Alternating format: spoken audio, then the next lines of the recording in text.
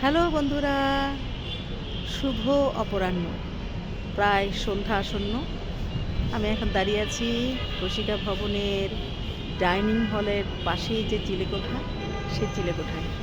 আপনারা অনেকেই হয়তো জানেন চিলেকোঠাটা আমার খুবই প্রিয়। প্রচণ্ড শৈত্যপ্রবাহ চলছে। তার মধ্যে আজকে ঢাকা শহরে খানিকটা এখনও আলো দেখা যাচ্ছে। রোদ্দুরের আভা আপনারা দেখতে পাচ্ছেন।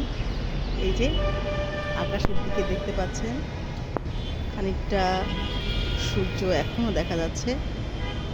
রোদ্দুর না হলেও সূর্যের একটা আভা পশ্চিম আকাশে এখনও দেখা যাচ্ছে। আর সবচেয়ে বড় কথা যে এই জায়গাটি আমার অত্যন্ত প্রিয়।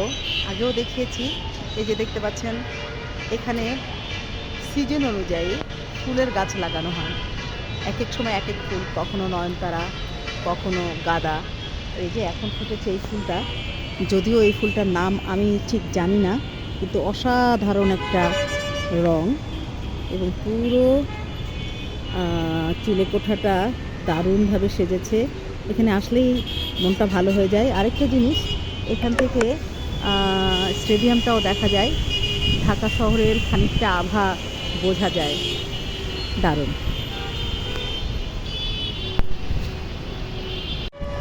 সকলকে আবারও সন্ধ্যার আভা দিয়ে শুভেচ্ছা জানালাম। এই যে ওইখানে সূর্যোদয়, সূর্যাস্ত সব এখান থেকে দেখা যায়। দারুণ।